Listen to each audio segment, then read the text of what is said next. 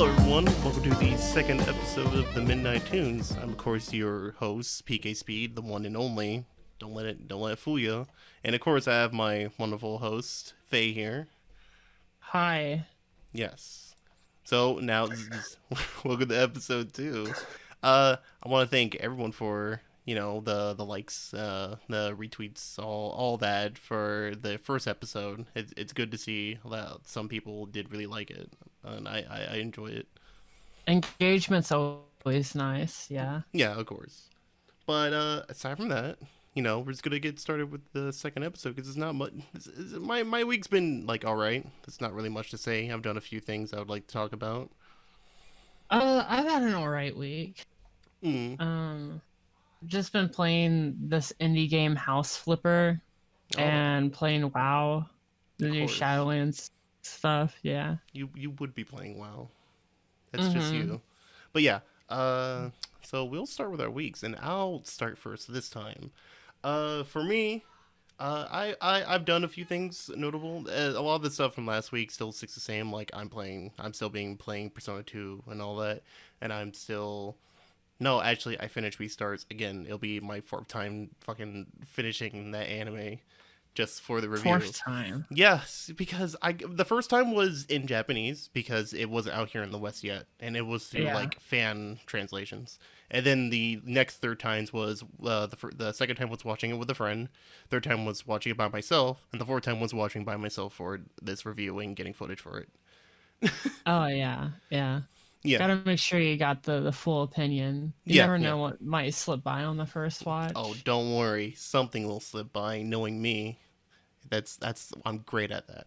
But anyway, some aside from that, I haven't watched anything, but I have been listening to a really good podcast lately, and I've been in a very RPG mood like lately, like tabletop RPG specifically, because Mm-hmm. right now I'm working on a Lancer campaign, which if you don't know what Lancer is, that's a mech role playing game made by uh, I forget their name, Mastiff Staff.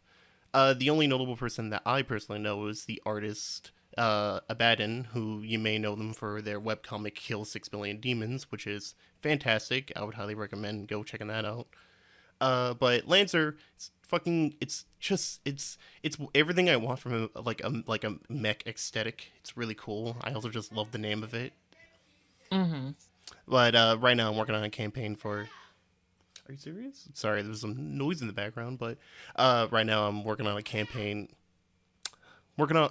Sorry, this fucking noise. But I'm working on a campaign for my friends and all that.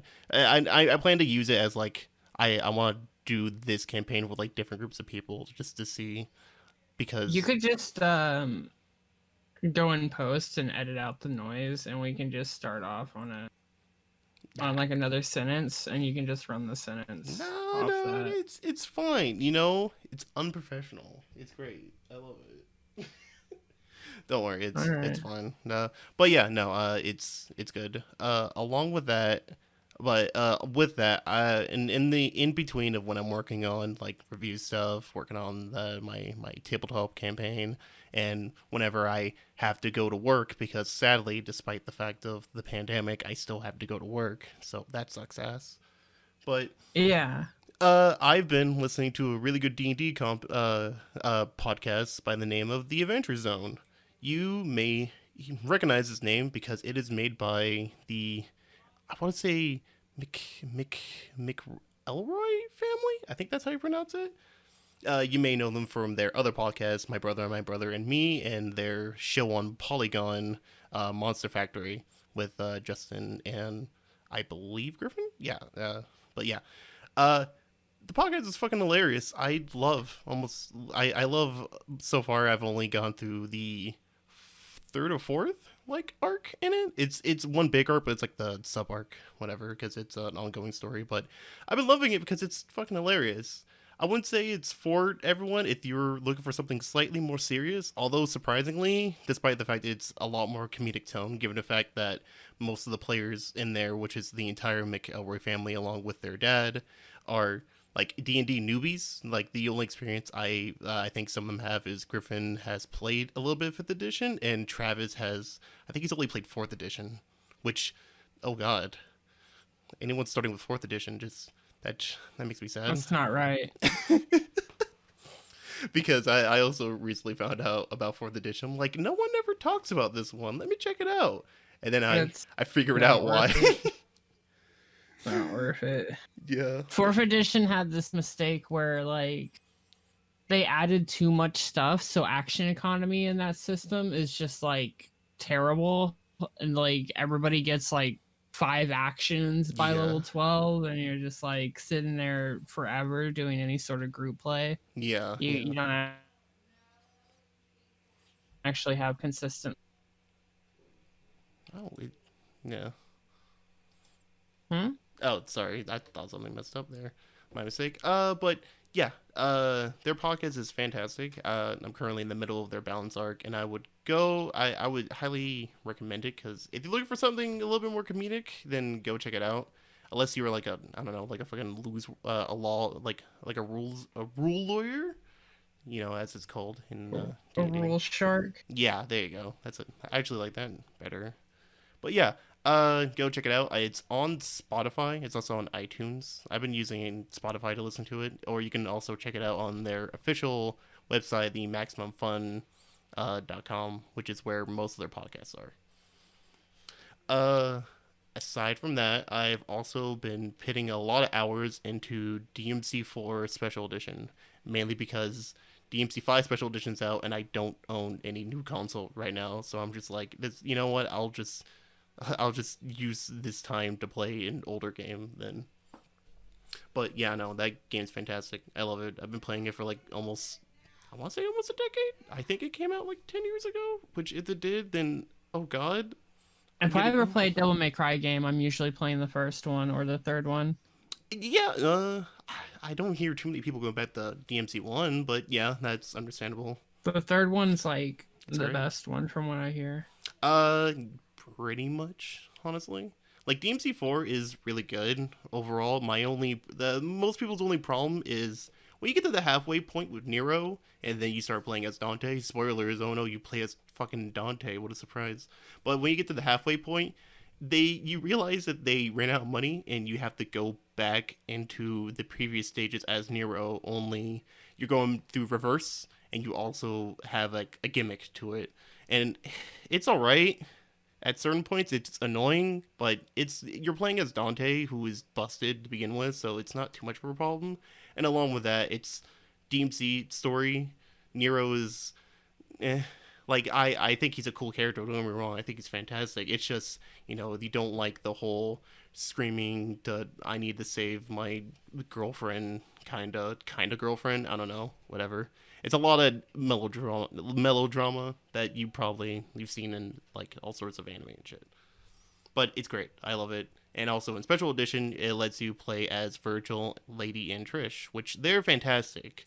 It's great, especially Virgil. Virgil's fucking awesome, so cool.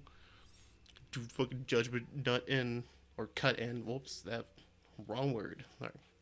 But yeah, no, it's fantastic. Judgment Nut. Yeah, sorry, memes have fucking killed me.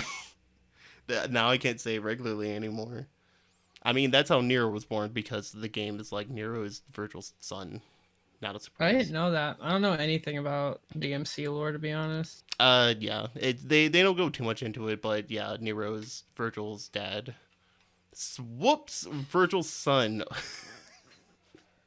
I'm all over the place. I'm sorry, but yeah, no, it's fantastic. I think it's only $10 right now on Steam, and it doesn't take too much to run, despite what some people may think. Like, it even runs on my fucking dinky little laptop, so yeah, it's cool. But aside from that, I haven't really done too much stuff outside of that. So Yeah. What about you, Faye? You got anything notable? I've aside just from been, yeah, I've just been playing WoW, doing House Flipper. I watched, I've been rewatching JoJo for like the 4th time. Oh, like the entire thing or a specific part? Yeah, the entire thing. Oh, And that I've been watching K-On! K-On's really fun. I Um, still need to check that out, honestly. K-On! Is my favorite slice of life anime. Mm. It's good shit. But JoJo has been jarring to return to because you kind of forget how different part one is from like part three and part four and part five, Yeah, and you it's get so into like the just like the absolute meme shit and like the off the walls, like everything is like crazy, wacky, bizarre, that like you forget that part one is like it's reminiscent of an actual anime. yeah, like it's really weird going back to part one because it's probably like the most normal like part in the entire series because Jonathan is, he's pretty straightforward. He's just kind of your, good-natured boy, hero man. I love Jonathan. Yeah. And Hammond and stuff, and you don't have like aliens walking around playing dice with you. Listen, I I forget his name, but I love that Elliot in part four. But they never answer anything like if he's a real anything like a real alien or not. But knowing JoJo, he probably is. He probably is, just like how it's canonical that all the that the remaining super vampire from part two is on Mars. Yeah, that's right. My favorite, a really cool piece of JoJo lore is technically you can like technically if the part three or any like stand users were to go back in the past of like part one or two, they could see like Jonathan or Joseph, like they could see like the Hamad in like stand form, and that's why it's like in the form of vines and shit for Joseph. It's weird. That's why Joseph gets Yeah. Hermit Purple because it's like a natural extension of Hamad. Oh, that's cool. Yeah, I didn't know that. yeah. I think that was only in like the anniversary, like it's in like interviews that Araki does for like the anniversary version of the manga. But yeah, no, JoJo's great. It is, even though it's weird going back to when they didn't have stands and they just had fucking sunlight martial arts. That's basically what it is. Sunlight, super breathing martial arts. Yeah, yeah, you're right. Also, Joseph with his gun and grenades. Don't Of you? course. Because I know your favorite part in part two is when like Strazo shoots his laser eyes at Joseph, but it's actually the reflection, and he tries to get him, but then there's the grenades. Um, there's so much in part two that I don't want to talk about. I think it's fine because it's dumb, but I don't like hate it or anything. It's just like No, I hate part two. Part two is my least favorite part, to be honest. I just like I like the contrast of like, in part one we follow a pretty good natured, like really good guy like Joseph. That's a Jonathan. And then in part two we follow Joseph, who is just a fucking piece of shit A asshole. beady-eyed coward. He's such a big coward and I love it. He's it only gets worse the later in the series you get because he becomes old and he's just angry old man, and then you learn that he cheated on his wife and had an affair.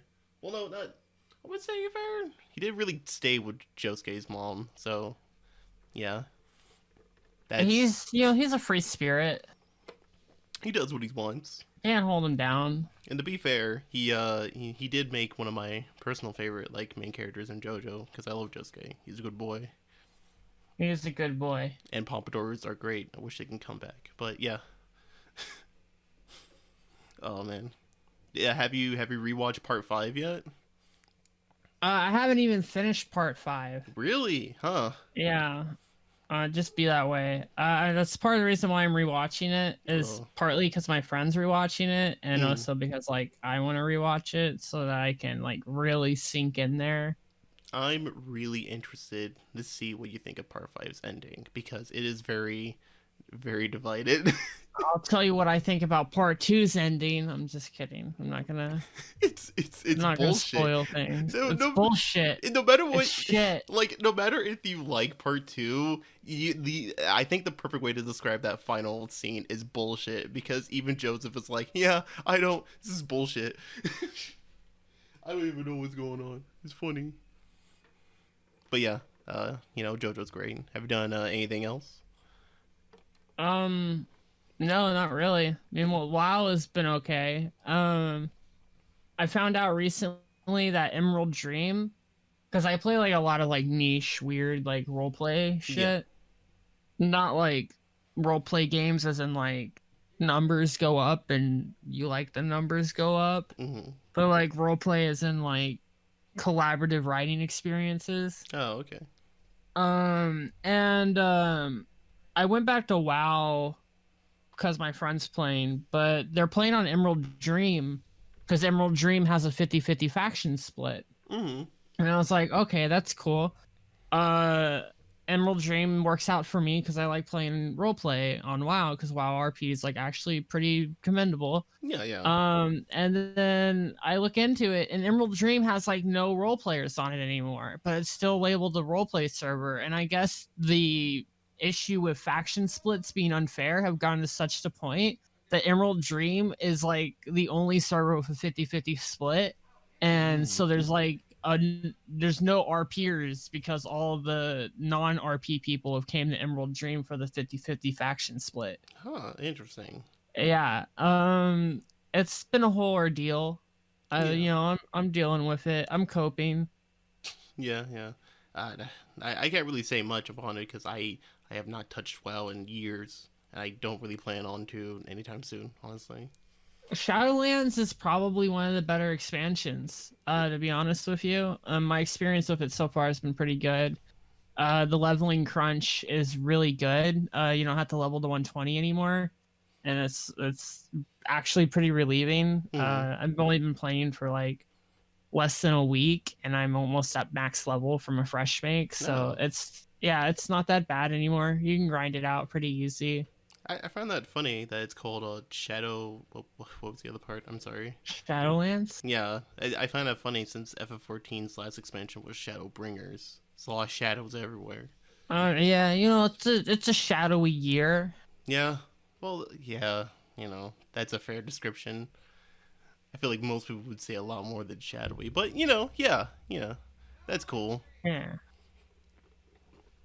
But yeah, that's probably you probably got nothing else really.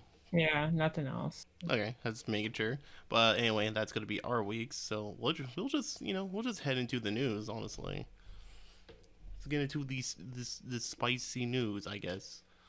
But yeah, first we'll start with the animation news, and there's not really much to say this week. There's not really too much that came out aside from some announcements and other stuff. But first, we'll start off with Studio Ghibli is making their very first CG movie, which is Earwig and the Witch, which is a mistake. Yeah, and they shouldn't do this. I don't think it like looks super bad. I can't handle seeing the Studio Ghibli style in CGI. It's not the Studio Ghibli style even. It doesn't look the same. Yeah. It's its own thing, and like I mean, I made it pretty clear in the last podcast that I'm like pretty anti CG. Mm-hmm. I think CG a lot of times looks really fucking ugly. Yeah, that's fair. I don't know. I don't like the idea of Studio Ghibli moving to CG animation. Mm-hmm. I don't like the idea of this getting good critical response. Like, I'm obviously gonna give it a fair shot, but yeah.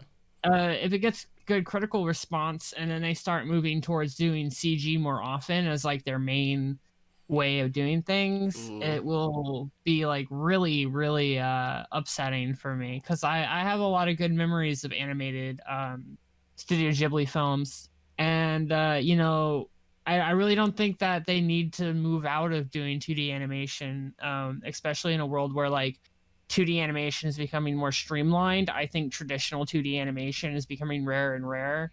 Yeah. And that like sticking with that sort of thing as like a gimmick is a really good thing for a company, especially like a big company like Studio Ghibli, to do and stick with. And that's probably a way better profit outlet for them than switching to CG and being like, oh yeah, we made these films narratives.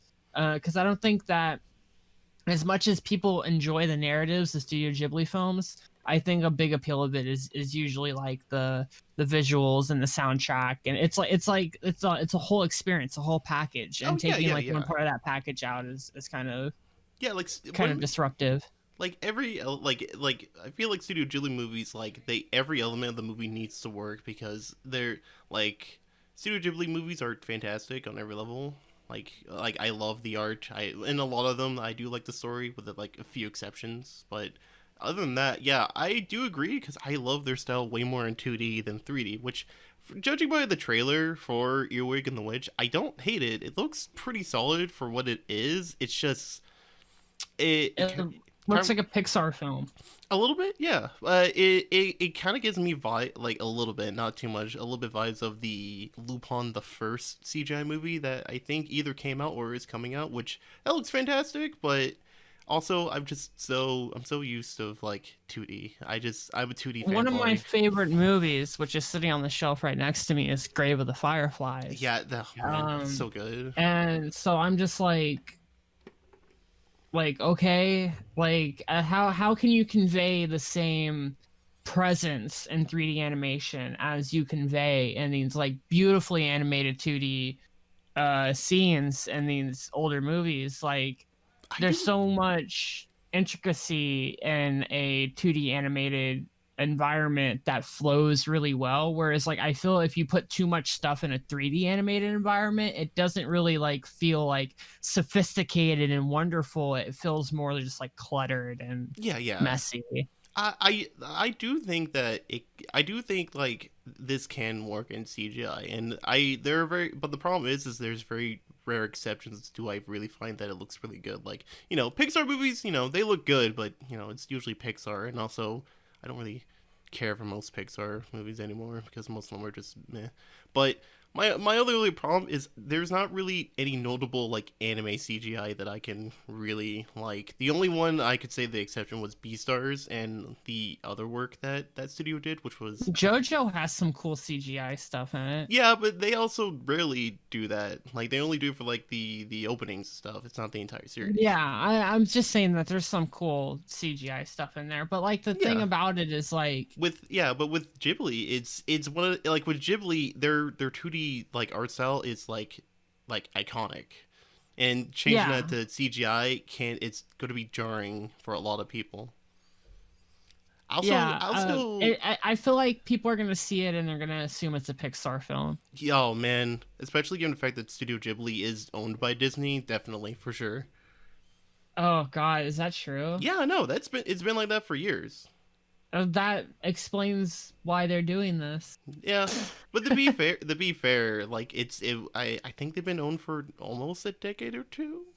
But Yeah, yeah, but but like, yeah, I do agree. Like I hope, like I'm not gonna say that I hope this movie does terribly, but I hope that whatever happens, they don't start just like making all their movies CGI. Please, just be we like a better hope that it's like, um, into the Spider-Verse level like CGI animation, to oh where like yeah, it feels fluid and natural, yeah, yeah, and yeah. it's not like cartoony like like what's like God, I'm just completely blanking here. It's good. Up up and like those other ones, not Waldo. What the fuck am I thinking Wally. of? Wally. Yeah, Wally and Up are both like kind of, they have their own style, this like kind of Yeah, like cartoonish they work because they're thing, and it, unique. it works for the movies that they are, right? Yeah, But like I can't really see that being applied to like a Studio Ghibli narrative yeah, without it feeling like forced or clunky. yeah. So I hope that they go towards like a more fluid CGI, and rather than like kind of like a cartoonish like CGI that we see with Pixar. Yeah. My only other problem with it is I believe the person who's directing it is Goro Miyazaki, who is Hayao Miyazaki's son. And the only movie he's only directed a few movies, and the only one I've ever seen him direct was I think it was Tales of Earthsea or something. It was Earthsea, but I forget the full title of it. It was Tales of Earthsea, and Tales of Earthsea, despite looking fantastic because it's a Ghibli movie, of course, is god awful boring and so like convoluted. It's dumb. But who knows? Maybe the movie will be good, and hopefully they don't switch all their projects into CGI. I really hope they don't do that because I love Ghibli's art style because Totoro is one of my favorite movies of like all time because it is just a wholesome movie. It's it's just like it feels like a child's wonder and captured into a movie. But yeah, there's not much else I really have to say about that. But speaking of,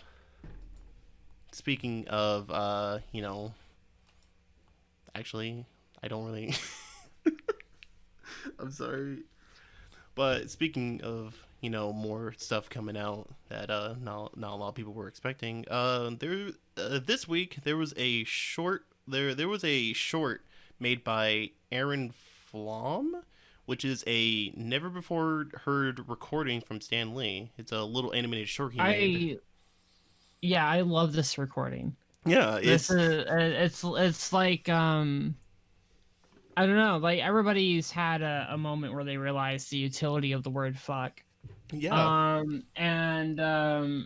He does it in a really innocent way to where he's kind of like, I don't know, Stan Lee's a really coy and cool guy. Yeah. And I enjoy hearing him speak in uncensored mediums because also often people like him are kind of censored and treated as like soft like icons and stuff and etc. And he obviously has like a very casual demeanor and he's like kind of ranting and the towards the end of it he after saying fuck like 3 times he goes ah shit and then everybody starts laughing. And this is like really pure moment and I do really appreciate that. And he's right, there is a lot of weight behind the word fuck.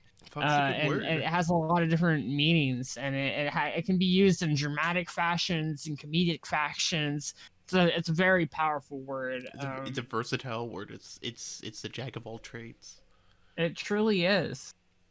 Even for this isn't a very good message I'm sending here, but even for fucking kids and shit, it's a very powerful word. Yeah. The fully explain what because if you look up fuck you and you like pop it out on them, it's like your trump card, it's like your ace in the hole. And like cursing isn't something like people should be doing like offhandedly. It's kind of it can be kind of off-putting to have somebody just like curse constantly, like the Suicide Squad movie. The script is like written by a 5-year-old, I swear. Oh man. But there's certainly places for it, and it can be a very powerful word if you don't overuse it. To fully explain what we were talking about, the Stan Lee this little animated short is featuring Stan Lee talking about his favorite word, as we mentioned, is fuck, because it's a great ass word, and I love the short itself. It's really well animated. It's a really wholesome like energy to it of like it's just him recording and he just saying stuff. It feels really nice. Like it feels genuine and not like scripted. That's what I'm trying to get across. And it's if you want to go check it out, I'm pretty sure it's on YouTube. It's just called Sessions with Stan, and it's really short. It's only like a minute or 2 long. It's I'm pretty sure he's talking about how he thinks it's the most powerful word, not necessarily that's his favorite. Oh yeah. Sorry, I because his favorite's Excelsior. Oh yeah, that's right. Or whatever. I'm not gonna lie, I completely forgot that was even a Excelsior. Word. Yeah. But yeah, not much there. But you mentioned Suicide Squad, which we can, ass. It's fucking ass, but we can actually get into that with Warner Brothers basically releasing their we're just going to skip to the other news because we'll talk about some of that animated news a little bit later. But Warner Brothers, they released all the stuff they're going to release for 2021, and they're going to debut on HBO Max. And straight up, they just released. They just showed what every movie they're going to be working on, and some of them I have interest in, either good or bad, honestly. But you mentioned Suicide Squad, but yeah, they're making the Suicide Squad. No relation to that previous one, I believe. Stupid. I can't wait. Do you think it's gonna be as bad? Yes, absolutely. Do you think It this? always will be. Comic book movies will never be good. Do The you? only good comic book movies are the Marvel Cinematic Universe, and the only reason why those are good is because it's Disney, and Yeah. Disney can never do anything bad. Yeah, yeah. But yeah, no, there's some movies on here that, some people were expecting, but some I was not expecting. Fucking, they said they're going to be releasing Tom and Jerry, which there is going to be a new Tom and Jerry coming out in there in CGI. I think they look fine, but it looks kind of like janky a little bit. But, I don't really have much to say. I like Tom and Jerry, but I'm not really looking for I another movie. I think this is the only logical move forward for any company that wants to be successful during a pandemic. Oh, for sure.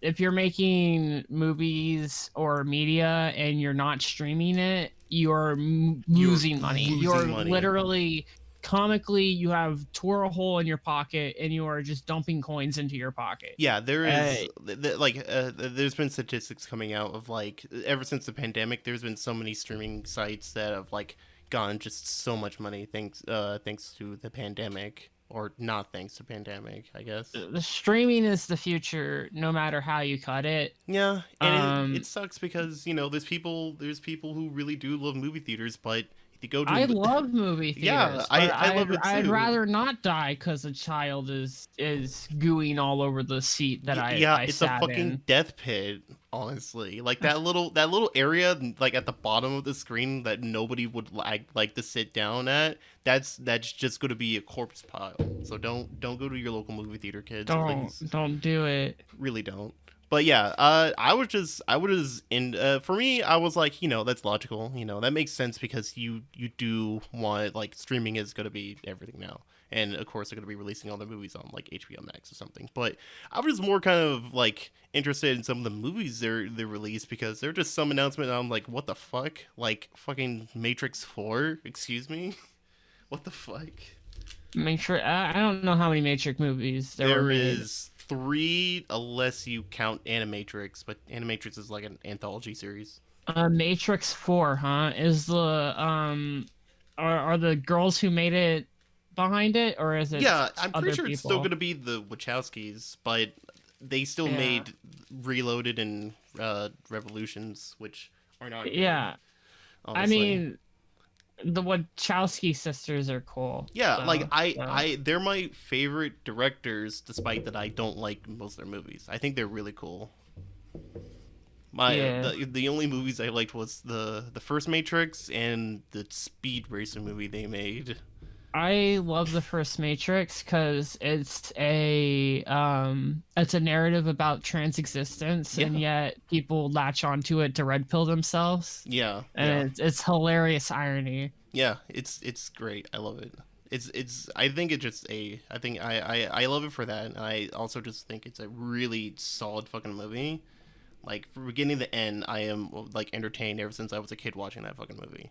That and also Animatrix, which I highly do recommend if you really love anime and The Matrix. It's not really much else I can say for that, but Speaking of things that are sputtering to their deaths, DuckTales is ending. oh man, fuck, god damn it. I this okay. I haven't been fully keeping up with Ducktales. I stopped in the middle of season 2. I would like to say I can't exactly remember. I know nothing about DuckTales. Oh, this new DuckTales is fantastic. A lot of people have agreed that it is on the same level, if not even better than the original, honestly. It's I I don't know how I feel about that. yeah, it's really good. It's really solid. I love the art, and it's just a fun show to watch, honestly. Does the soundtrack still slap? Yeah, it still slaps. It's still got the Okay. same intro because the DuckTales intro was fucking iconic. It's It's great. flawless and you can't change it. Yeah. But sadly, in a few days ago, or literally the other day, yeah, just 2 days or 3 days, they announced that they won't be making a fourth season for Ducktales, and they're stopping the show, which sucks major ass, honestly, because it's undoubtedly probably Disney's best show on Disney XD at the moment. Aside from, I can't even remember what other shows are I don't popular know on Disney anything about XD. Disney XD. It's just where they dump all their animation shit because they gotta play their sitcoms on their main channel for some reason, which I'll never understand. Despite the fact that there's anything that Disney's known for, it is their animated content. So It's fine. It's fine. Don't worry about it. like I love a good weird ass live action show, like a live action sitcom, like a Nickelodeon show like iCarly or something. I cannot stand live action like most of the time. I don't know why, what it is about it. It just feels so uncanny for me. I have a weird oh my god, fascination with like weird Disney and Nickelodeon sitcoms. I've had friends who literally have spent like $60 on the entire iCarly series. And I'm like, yeah. I'm sorry. I want to. I say I'm sorry, but then we proceed to watch the entire series, and I'm like, this show's fucking weird. I don't. Uh, and with I Disney, watched iCarly as a child, and I have never watched it since. it is. It's funny to watch for how fucking weird some of the jokes are, and it's just like you laugh at it as a kid, and then when you grow up, you're just kind of like, this is. I mean, Fucking... if you think about it, iCarly predicted the future with streaming services and live Yeah. streaming and etc. It really did. Honestly, it's kind of weird to think. I don't think anybody involved intended to do that. I think it just Yeah, no, they were happened. just making a fucking sitcom for kids. That's it. They weren't thinking ahead, Yeah. honestly. But Um, yeah, it sucks for DuckTales though because that show has been nothing but fantastic, and it's sad to see another show get fucking canceled and just left. It's just okay. it'd be that way, Yeah, but you know. but there the go back a little bit to some of the movies that Warner Brothers was releasing. Speaking of fucking dead shit, Space Jam: A New Legacy, finally. A Space Jam sequel. With who? I think it's gonna be with not Shaq. It's Is gonna it with be. Shaq? It better be with Shaq. It sh- If it's not with I- Shaq, it's not Space Jam. I think people have been saying that it was gonna be with Charles Barkley. I think maybe. That's been what the rumors have been saying for years, honestly. But I just You want know to what see... my take is? Yeah, go ahead. Dig up Kobe. let's, let's get the Kobe hologram up and do Kobe for Space Jam. That I'd watch that. I was honestly. wildly insensitive. I just got our entire podcast canceled. Oh no. So But speaking of dead things being dug out of the ground and need to dance for our entertainment, Metal Gear Solid is getting a movie. which I did not know about until I found this article about it the other day, and I was like, okay, because the news article itself is talking about how Oscar Isaac, who you may know from the new Star Wars trilogy, who I think he is a good actor, but he's gonna be playing Solid Snake in the Metal Gear movie. Which, one, what the fuck? Why a Metal Gear movie? Why? Please? Why a Metal Gear movie? Why now? Why now? Why now? Of all times, Yeah, would there I be a just- Metal Gear movie? My only problem with it is, one, video game movie adaptations are fucking terrible. For majority of them are terrible, and there's only like maybe 2 movies that I could actually say that are pretty decent, and that's the first Silent Hill movie, which is I think is really good aesthetically, but like overall it's not a really good movie, especially if you don't like Silent Hill. And the Mortal Kombat movie, which I just like it because it's cheesy.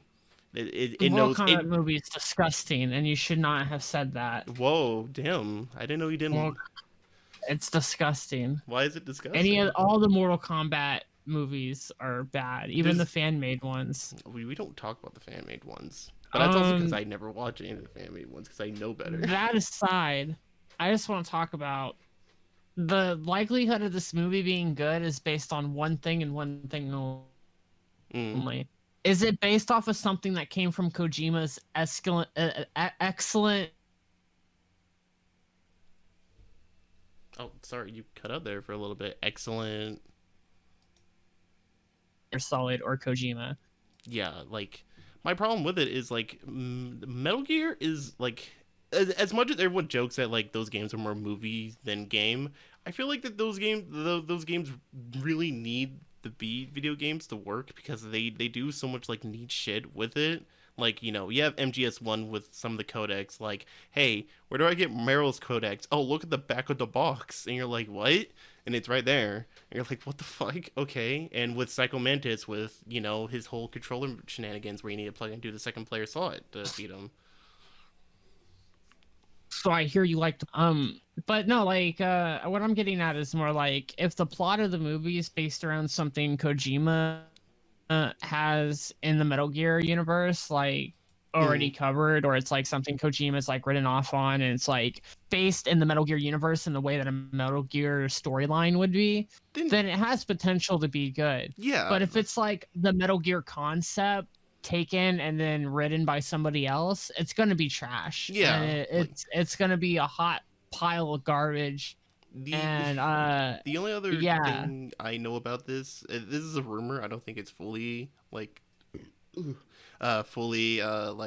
said, but I believe the director of Kong Skull Island is going to be directing this movie. I looked him up and I couldn't find any other notable shit. The director's pretty good. The director is the same guy who did like one of the new Star Wars movies.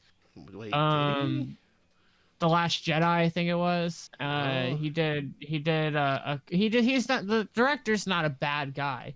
It doesn't matter if the director's good or not, though, if the movie writers have brain cancer. Yeah, because when it comes to it just won't matter. Like when it comes to adapting shit, it's just like we want to take the concept and not the story most of the time. And if we do, we're gonna butcher it super hard, which is what I also think is gonna be with that new Monster Hunter movie.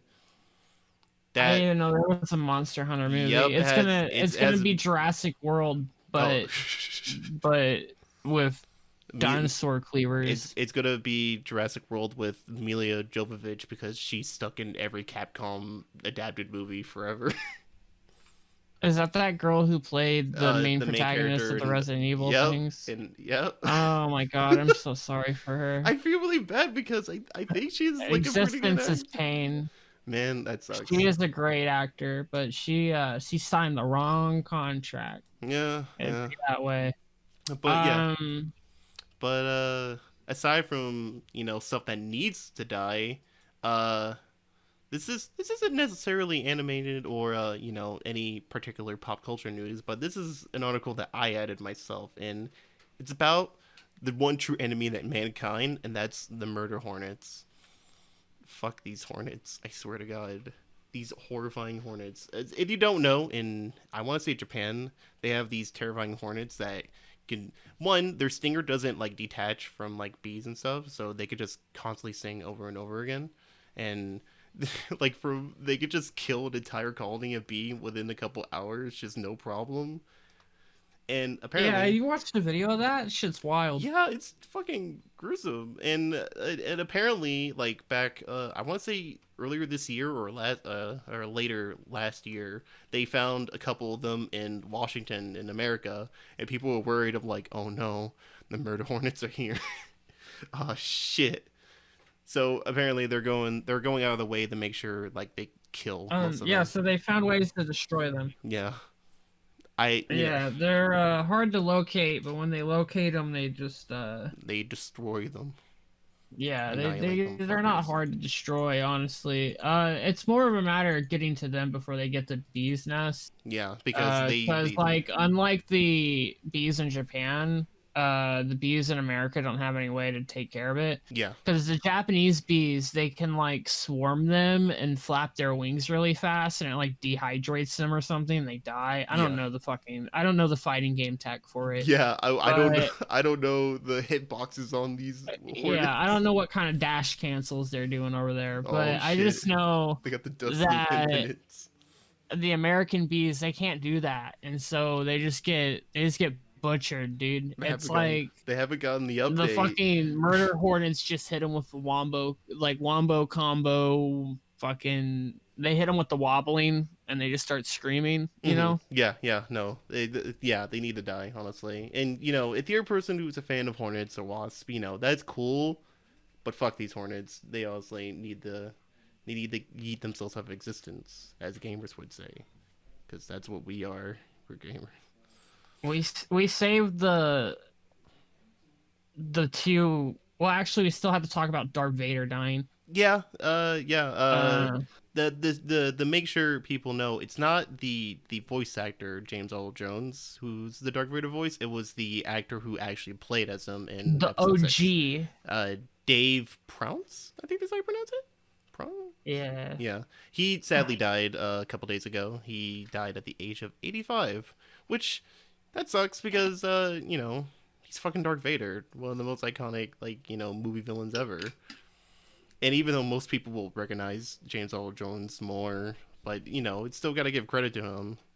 He fucking had Yeah, to wear I mean, that. like, he didn't sit around in a fucking heated fucking suit for hours at a time while they filmed on shitty cameras and Yeah, etc. So, like, if anything, Dave has a bigger claim to Darth Vader than the voice actor. yeah, Don't even at me. yeah. I gotta give him credit because that suit must have been fucking uncomfortable, especially. It was probably hell, It was especially probably. since they had to do multiple takes. Yep. And like I can only imagine what it was like acting in the fucking thing.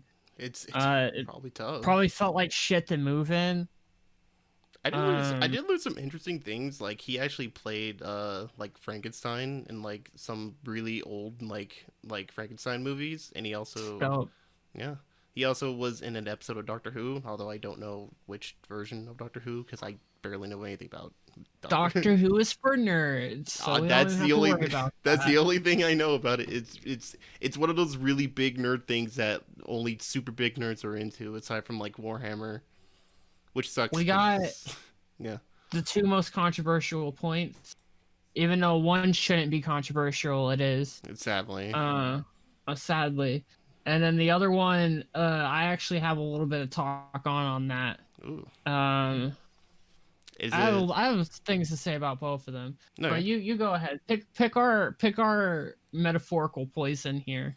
If we're on the same, or if we're going to be on the same subject as for actors, then we'll go into as people may know this actor from Umbrella Academy and Juno as the main star. Originally they were Ellen Page, but recently they came out as trans, and they're now going by Elliot Page. He uses he they pronouns. Okay. And his dead name is Ellen Page. Yeah. His proper name is Elliot Page. Yeah. Yeah. The Juno star and Umbrella Academy star. He's trans. Yeah. He's welcome to being trans, Elliot. Good for him. Honestly, I don't have too much to say aside from people were upset about it because I believe he's playing the character on Umbrella Academy still, and that character is a girl. So fucking what? Yeah, that's my exact thought.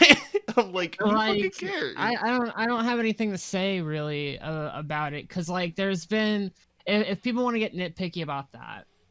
I'm sure if any of you have bothered checking out my Twitter, it's pretty obvious I'm trans. Yeah. So this is kind of my little soapbox moment here, where I'm gonna have a little one-on-one talk with you.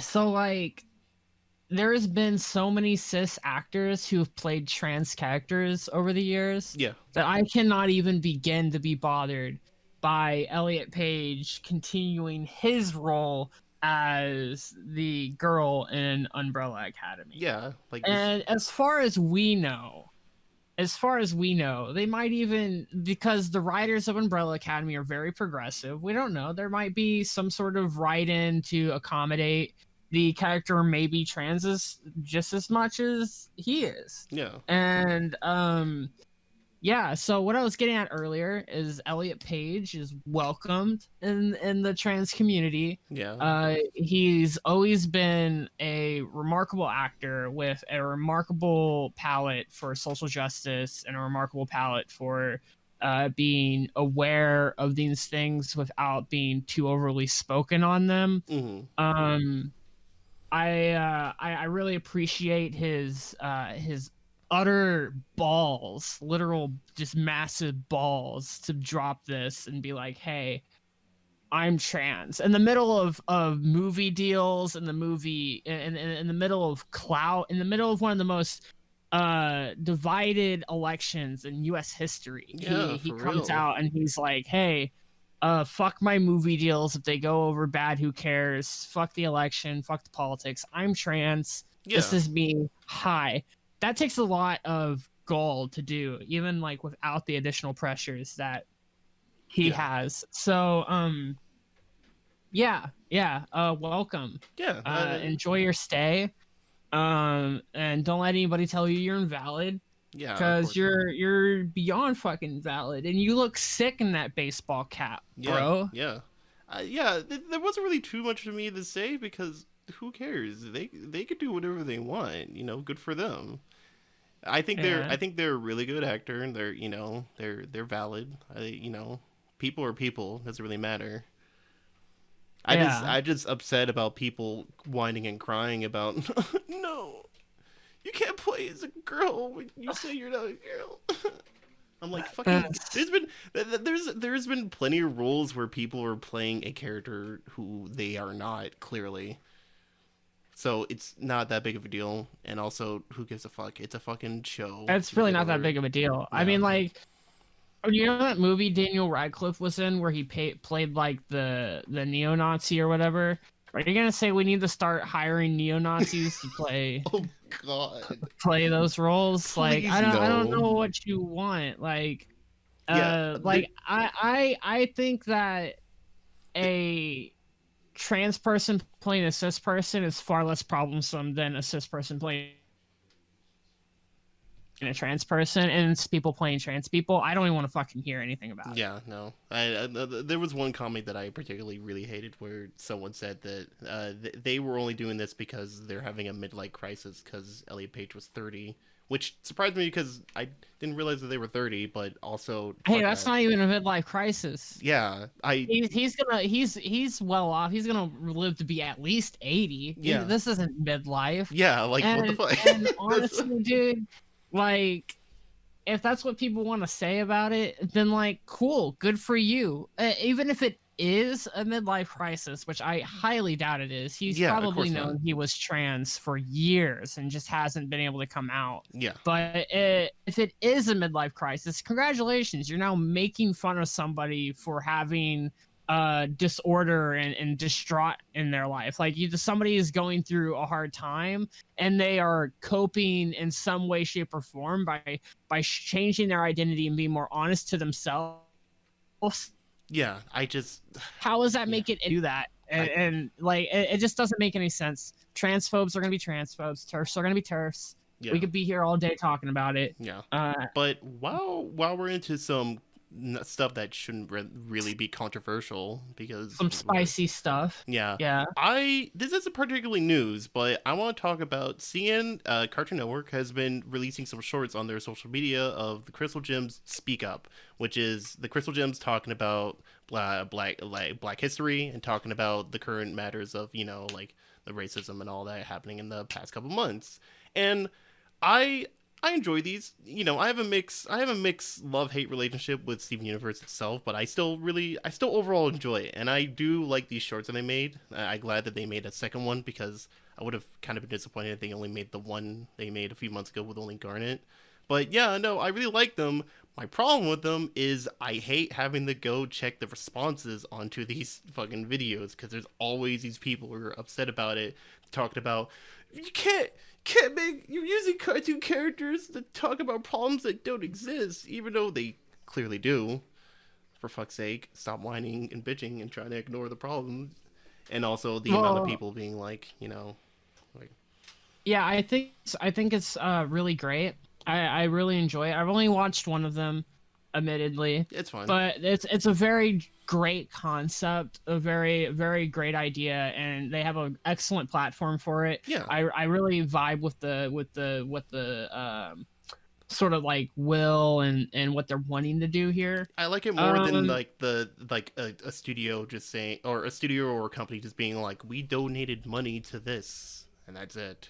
Like, well, I I'm would not be saying more this. enthusiastic about it if Warner's Bros. Didn't have a history of Oh yeah, being a little bit more than problematic yeah, I themselves. know for sure, Uh, but yeah. But I really like the shorts, and I do think that it's important to kids to know about this sort of stuff, and I mhm. try not to get personally too much into controversial stuff, at least like on social media or in videos and stuff. But Yeah. honestly, I'm just tired of the amount of people who are getting upset because they're just, these people want to, they want to speak up about certain stuff, and people are upset because it's a cartoon. You'll corrupt my children or some shit. Oh Yeah, no. so I just wanted to like talk about like the censored 11. If you don't know what that is, it's I do not Warner know. Bros had 11 cartoons that back in 1968 were withheld from syndication because they had racist stereotypes in them. Really? Um, I yeah, think I've heard about something like this, but yeah, continue. and they're not like actively used by Warner Bros. Anymore, and Warner Bros. Obviously doesn't feel great about it because they withheld it from syndication. Yeah. But they do exist, and it's It's something that has to be noted on kind of like their record whenever they come out and make statements and like make stuff like this. Is that like you, while the people who are initially behind it may be oh in the jeez. right place, like a certain amount of benefit that the older people at the company have gotten Mhm. from like discrimination in the past. And so you kind of have to be willing. Okay, so they're making strides in the right direction, obviously, by Yeah. censoring memes and by making these little shorts. They're making strides in the right direction, Mhm. but there's still a certain amount of consequence and like responsibility that they themselves also have to take for Yeah, things. of course. Yeah. Um, and I feel like this is kind of just a little bit of a hot take, but Yeah, go ahead. I feel like if they're going to be doing things like this, they need to be having characters that are um black in appearance and black voiced to be doing Oh, yeah. this Yeah, with. yeah. Like I can understand. like Was the one with it Garnet? was Oh it wait. was Garnet Yeah. and or whatever her name is. Yeah, no, it's Garnet. Go ahead. And she is very much a white Irish girl.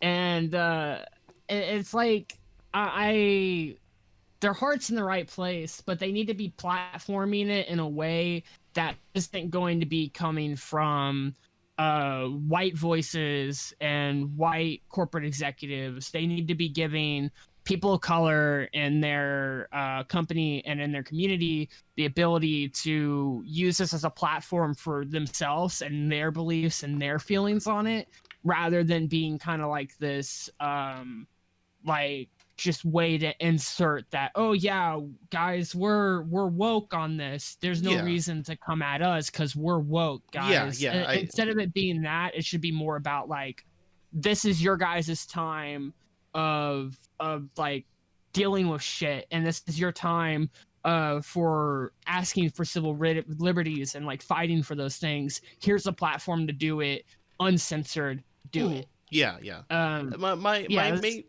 my main problem came with it was a lot of people's like stance of like you're using cartoons to make a political statement, and I think that's dumb because there's a lot of like art is made to uh sorry, damn it, I just had it, I'm so sorry. everything is political. Yeah, there you go. Everything. There's a lot of stuff that you'd be surprised is very political. Like a good example is like Static Shock. I think that's a really good show that does talk about a lot of like does talk about a lot of personal things, especially if you're a black person that you could relate to, or a lot of issues that the people have with that. Not even like there's a straight up fucking episode where the character where Virgil's best friend is like Virgil's best friend's dad is straight up just a fucking racist, and it's really like it's really good. I really highly recommend Static Shock. But Sorry, I'm like fucking sweating in here because my fan's off and I don't want noise in the background. But fuck.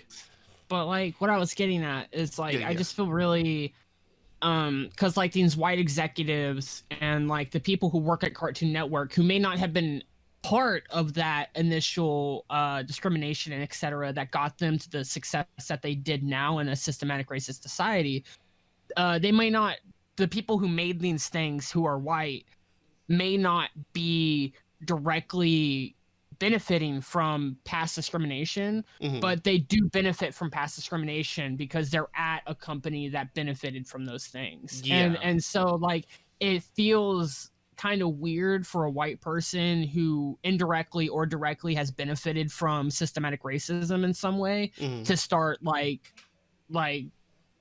telling people about it, you know? Mm-hmm. Like so that's why I think that they should put people of color and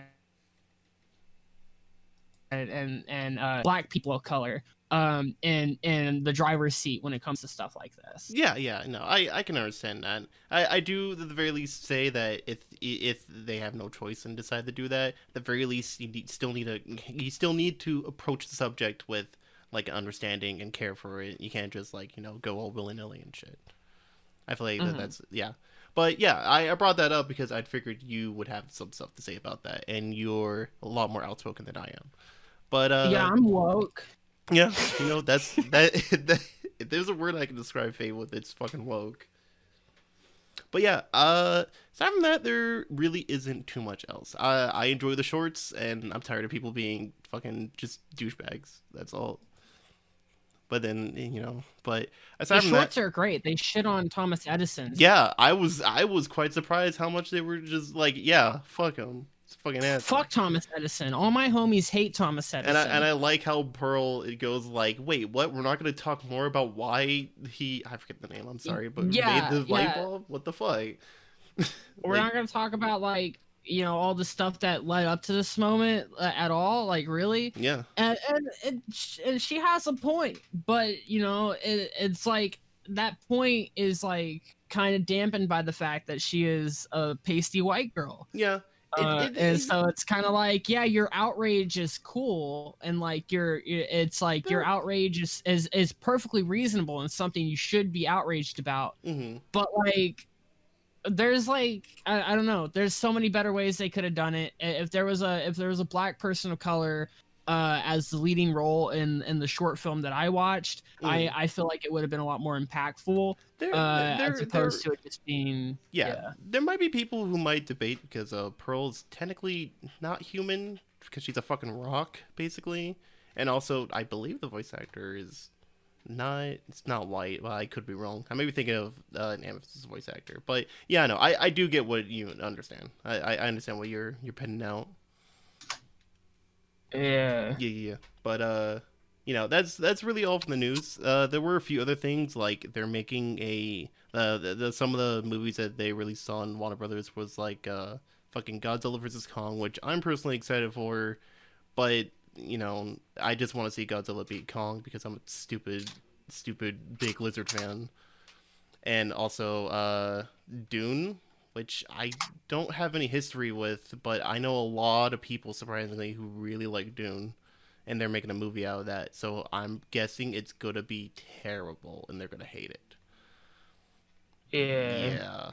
But probably. Dune is, I don't know, it's kind of... I've seen art of Dune, and it looks really good, but It's sadly... a good book. So I looked it up. So I got curious. Yeah. Oh, one sec. Oh, jeez. Why is it not...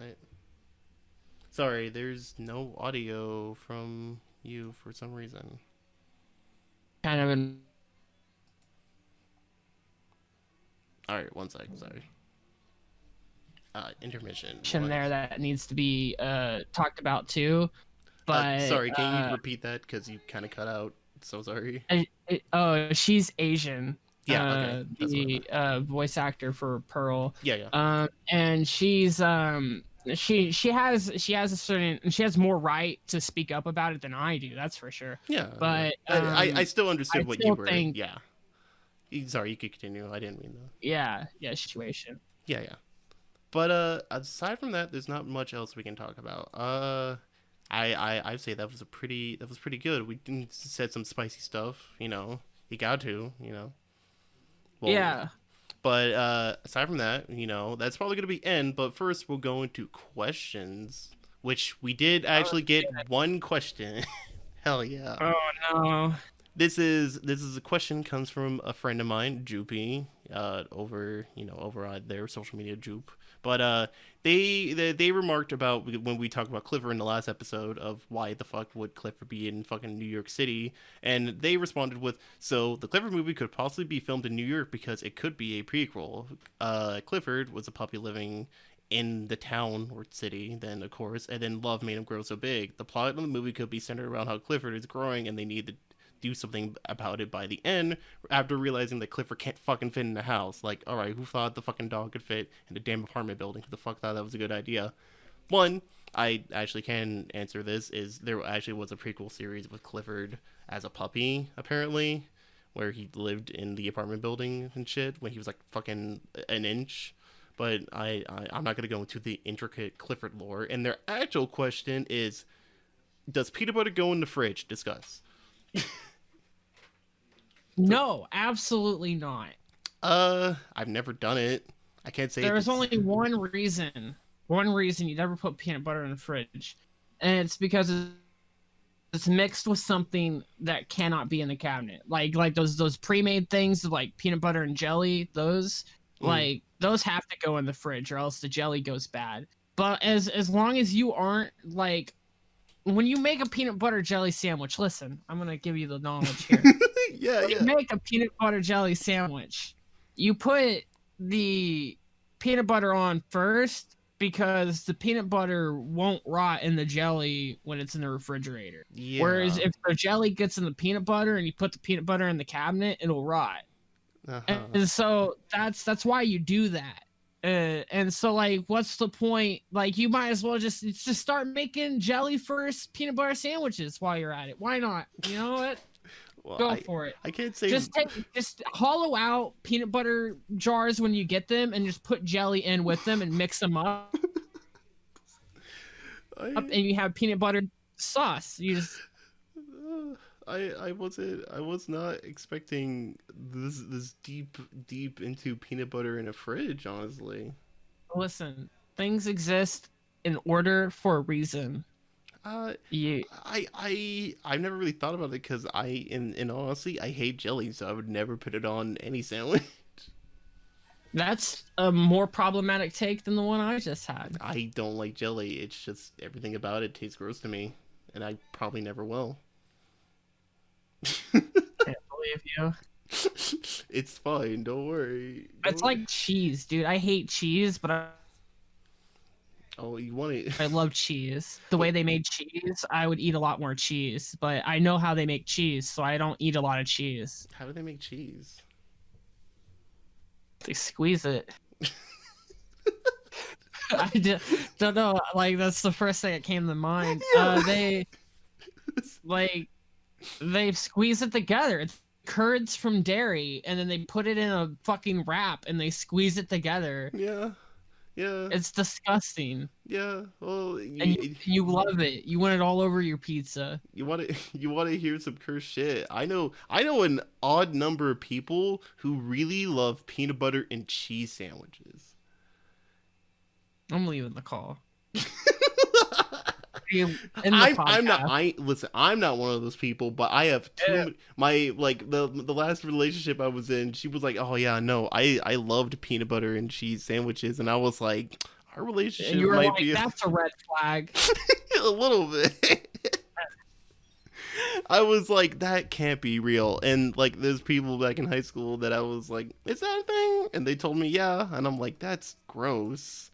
That's fucking no." Now back in high school. Now I want to know who it was. Oh that no. you dated. I'm sorry. Not in our high school. It's my freshman high school. Okay. Yeah, no. I thought I was in proximity to that person. He scared me. Well, that would be. That fiend. Oh man, I could totally see Austin at least being forced to eat that for sure. Being peer pressured into it, not willingly. Oh God, please no. But anyway, that's gonna be the end of the episode. That I like that. But anyway, if you want the make sure if you want to keep, oh my god, my, if you want to keep up with the podcast, you can subscribe to my channel, and we upload every Sunday because sadly I'm busy on Saturday night, so I can't just release it tonight. And we also have it on SoundCloud, which you can go check that out in the link description below. If you want to check out what we personally do on our social media, that's also in the link down below. Faye and mine's. But, Twitter.com/Faye exclaimed. Twitter.com/Faye exclaimed TV. Twitch.tv/Faye exclaimed. I'm all over the place. Yeah, I'm yeah. all over the place. Yeah, You can same. find me anywhere. Just type in Google, bring up your favorite browser, bring up your websites, and type in Faye exclaimed. I'm right there. Fucking, I'm right there, and I'm ready to entertain you. your fucking pager. I'm probably on there too. Yeah, probably. Yeah, it's yeah, you can find a link to the description to all that down below. Along with that, I'll make a quick shout out. Is a good friend of mine, Raven. People will know him on social media as Ravioko. He's going to do a 24-hour shiny hunting stream on the 7th, which at the time of this recording, it's the 5th, which it'll be on Monday, and I'll be Sounds there. like hell. Yeah, it's gonna be. I'll be there too, not for the entire thing because I'm one of his mods. So if you want to check that out, I'll be there. That's gonna be fun. It's gonna be I'll tune in. Yeah. To feel bad for him and to laugh at him probably. Faye's such a nice I don't person. know. I probably won't be there too long. Yeah, it's fair because no one's gonna be there for the entire 24 hours except for him. I gotta grind out Shadowlands. But yeah, you can go check that out. I'll leave in the description a link towards his announcement over on his Twitter, and along with that, of course, I believe that's all. Yeah. But anyway, I hope all you enjoyed. If you got that's what I forgot. If you got any questions for us, you can either put it in the YouTube comments, either just DM it to me on Twitter or whatever on SoundCloud. I forget what it is on SoundCloud. But in the meantime, don't eat any peanut butter and cheese sandwiches. Kids. Really don't. We over here at the Midnight Toons want to tell all of our audience, if you eat peanut butter with fucking cheese, just get out, please. But while you're doing that, tell people about our podcast, of course. Yeah. But anyway, that's gonna be the end. Hope all of you had a wonderful night or day, whatever, and we'll see you guys in the next episode. Goodbye.